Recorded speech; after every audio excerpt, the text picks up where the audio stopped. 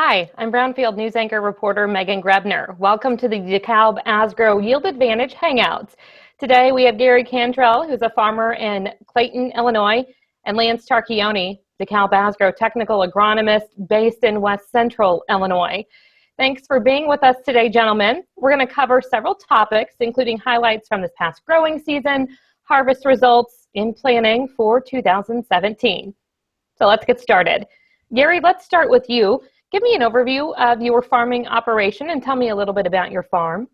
I farm 1,400 acres. I'm typically a 50-50 rotation. The last few years, we've kind of leaned a little bit more to corn, but we kind of let the whatever factors dominate it. My farming operation is just about 30 miles from the Mississippi River. We're by Quincy, Illinois, and the unique thing about us is we're between the Illinois and the Mississippi River. So our weather can change in a minute, and we don't know how things are going to come out. So. But I'm not your typical farmer. I was a director of operations for a phone company for 38 years, and I farmed, and I just retired this past March. So now I'm getting the full enjoyment of being able to farm full time and do the things that I truly have a passion for. Well, I'm excited to learn more about some of your experiences in 2016. Lance, let's talk about some of the challenges that farmers throughout Illinois faced during the 2016 growing season. Well, it's always challenging to talk about Illinois as a state because it is such a diverse state, and we had Southern Illinois was extremely wet early on. A good portion of Central and Northern Illinois was very dry early in the spring. So Illinois being the size that it is and covering the diverse geography that it covers, there's a lot of different environments in the state. But generally speaking, we had a very mild and wet winter that gave way to an extremely dry spring, and especially in my part of the state and where Gary's at as well, we were exceptionally dry in April, May, and June. Was starting to resemble 2012. People thought they were going to lose their crop, and a lot of pessimism till the end of June when we finally started to get some rain. That gave way to what ended up being a record wet July and August in a lot of the state. And then that rolled into a relatively normal fall. We kind of dried back out in time for harvest, so we didn't have a tremendous amount of difficulty getting crop out of the field. But it was certainly a variable year from a moisture standpoint. Temperature-wise, it was pretty normal. And in spite of the wide swings in weather from times to really wet at times, it ended up being a very good year for crop production across the state at least as an average. Lance, how do those weather conditions, you talk about that mild winter, a dry spring, and some of the other weather issues impact disease pressure or contribute to disease pressure during the growing season? Well, it had a major impact on a lot of diseases. Most of our diseases are favored by high moisture conditions early in the season. It's what gets them started, what kicks them off. And a lot of the state really didn't have very ideal weather conditions for disease development early in the season. And so, until, I'm going to say July, we really didn't see much disease developing in the corn crop. Certain parts of the state that had more moisture early, had pretty good conditions for sudden death to develop. But really the dryness that we experienced in my part of the state in April, May, and June really ended up being a benefit from a disease prevention standpoint. Wasn't necessarily optimal for crop growth and development at all times, but we really didn't have as much disease pressure as a result of that dry weather. Thanks, Lance. Gary, as you look back and maybe reflect on 2016, were there any specific growing conditions that caused any challenges in your area last year? Well, so as Lance stated, we have a lot of variables in Illinois and our particular location, but it seems like in this area, everyone gets more antsier and plants earlier. We had a lot of corn planted in March. I personally did not do it. But then all of a sudden, those that did looked like at that point that was the right decision. We experienced the dry weather.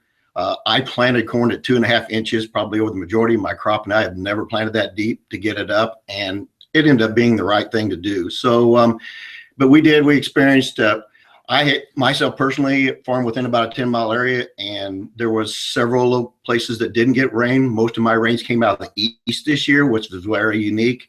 And we had ideal weathers, but it did create some disease problems. Our biggest problem was that we got the corn in, got it planted, started to emerge and come up, and then we had a cold snap. So we had a lot of things that kind of threw us for a curveball. We were feeling good, then we felt bad. Then the weather started to come around. Corn grew really fast. We had experienced a 2-week period of a lot of rain with winds. It looked like it just rolled the corn down. Thankfully, our hybrids are so much better, they came back. And then for me personally, Scout look, I was worried about the diseases. Didn't feel like it was a real problem, but yet I was concerned. And he said, well, it's a 50-50 shot. And I said, if it's 50-50, I can break even, we're going to do it. And it ended up being a very good move for me personally, but I can't say for the others, but I know it was for me personally, it was.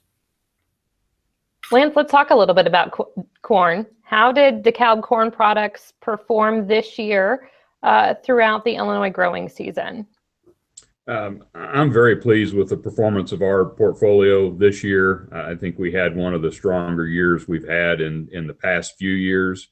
A lot of current products having very strong performance years. We had 3 new hybrids that we introduced that were all exceptionally good this year, and it's always nice when new products are winning yield trials. That's kind of the way we expect it to work and hope it to work. And it's always good when things do well, but it tends to work a little bit more smoothly when the newer products are doing better. And a couple of our new release hybrids this year that we'll be talking about probably as we get on through the interview, because they happen to be disease shield products, DKC 6434 rib brand blend and DKC 6674 rib brand blend were typically either first or second in a lot of trials this year. So a lot of excitement around those 2 new products, but there were a lot of the current products that had very strong performance years as well. So to have a really deep portfolio of products, and I feel that's what DEKALB has to offer today. Gary, how were the season-long performance of your DEKALB corn? I'm planting 100% DEKALB, and I was, for me personally, my yields were within 3 to 5 bushel in every field I went in. I've done a lot of going around over the years, and the last five years I've probably stayed focused on DEKALB, and they just yield and things. Just the confidence level of knowing what you put out there is going to be there for you at the end. In the old days of farming, you never knew if you had a good number or a bad number. Sometimes that was a home run, and that was like, oh, we planted that one too many years. So for me, my local DSM is very good working with me to help me get the numbers that I want. I didn't get the disease shield numbers and some of those other things, but for what it turned out for me this year, I guess maybe I lost a little extra money, but overall, I was very happy with what I had. When you look at the production and the capability of products, what about when we talk about emergence? Were products emerging well and providing yield benefits on that side of things?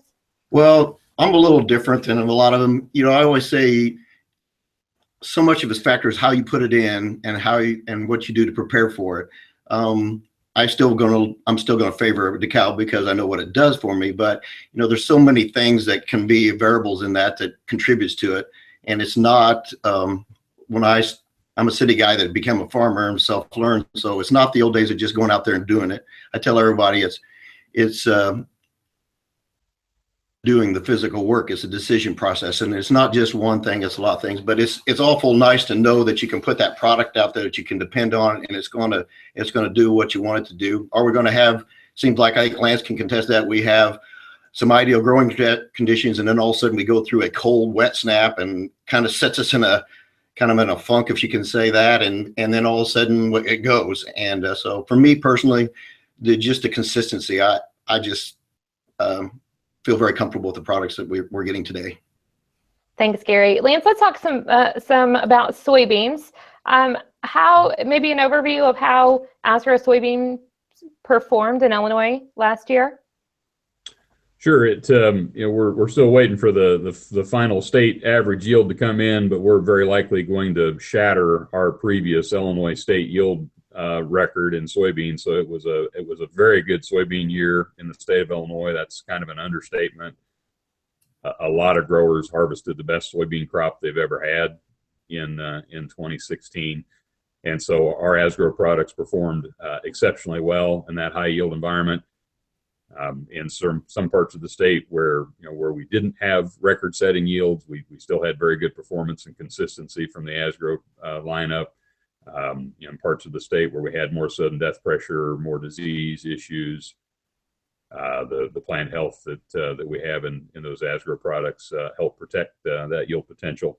So we had a lot of our current Roundup Ready to Yield products that were very well as we would expect them to, and quite a few of the new Extend Roundup Ready to Extend products that were out in both trials and a limited basis in commercial fields had exceptional performance as well. So we feel like we're in a really good spot. If a grower's happy with his current Roundup Ready 2 offering, we've still got a good offering there. If he's interested in your Asgrow soybean fields do this season, and how did they perform at harvest? Okay. Go ahead, Nate. No, go ahead, Gary. Mine, I'm sorry, I glitched there, so I wasn't sure if you were speaking to me or to Lance. So go ahead, Megan. I think she was asking you. Okay. Sorry, we had a little latency. So for me personally, I concur with what Lance said. Probably had some of the best individual yields. For overall yield, I have never experienced an overall yield that I had this year. So I think we were right at 73 bushel on a little over 700 acres. So for me personally, we had a phenomenal yield. We did have a little sudden death that showed, but it never really came to fruition to the point that it impacted us on yield. Our biggest challenge was, and I think Lance can probably attest to this, is the beans grow to 3/4 as tall as the corn. We had a little lodging. We probably lost some beans there, but we're still going to take what we got and be very blessed and thankful for what we did get this year. And for me personally, it's just been a phenomenal growing year, yield year.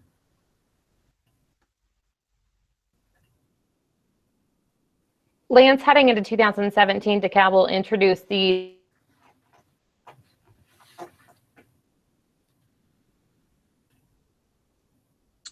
Oh, I just got a message that says that Megan left the call. Gary, did you see that? I didn't get the message, but she left the call. Well, I